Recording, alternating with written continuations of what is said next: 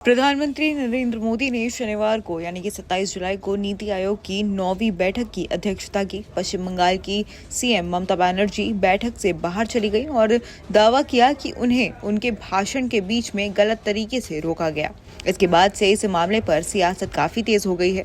वित्त मंत्री निर्मला सीतारमण ने कांग्रेस महासचिव जयराम रमेश पर पलटवार किया है। उन्होंने कहा कि जयराम, आप वहां पर थे ही नहीं। दरअसल नीति आयोग पर कांग्रेस महासचिव जयराम रमेश ने ममता बनर्जी के केंद्र थिंक टैंक की बैठक से बाहर निकलने के बाद हमला किया था।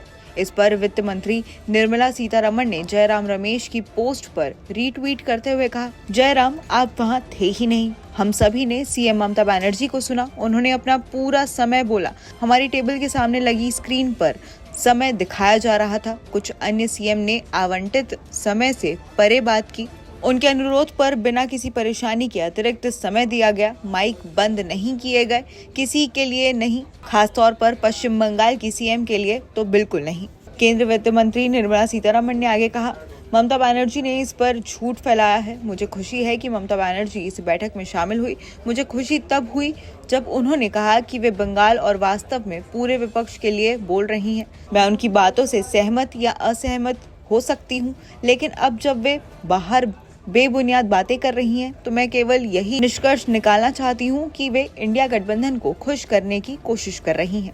आपको बता दें कि नीति आयोग की बैठक से ममता बनर्जी के बाहर चले जाने के बाद विपक्ष ने नरेंद्र मोदी सरकार पर निशाना साधा। आरोप लगाया है कि उन्होंने अनुचित तरीके से 5 मिनट से ज्यादा बोलने की अनुमति नहीं दी गई। इस पर टीएमसी प्रमुख ममता बनर्जी ने आरोप लगाया था कि केंद्र सरकार को राज्य सरकार के साथ भेदभाव नहीं करना चाहिए। मैं बोलना चाहती थी, लेकिन मेरा माइक म्यूट कर दिया गया। मुझे सिर्फ 5 मिनट बोलने की अनुमति दी गई। हालांकि मुझसे पहले के लोगों ने 10 से 20 मिनट तक अपनी बात रखी। ममता बनर्जी के इस बयान के बाद पार्टी महासचिव जयराम रमेश ने ये दावा भी किया कि नीति आयोग की बैठकें दिखावा मात्र होती हैं। ये संस्था पेशेवर और स्वतंत्र नहीं है। कांग्रेस नेता रमेश ने एक्स पर एक पोस्ट में कहा, 10 साल पहले स्थापित होने के बाद से नीति आयोग प्रधानमंत्री का अटैच्ड ऑफिस रहा है। ये नॉन बायोलॉजिकल प्रधानमंत्री के लिए ढोल पीटने वाले तंत्र के रूप में काम करता है।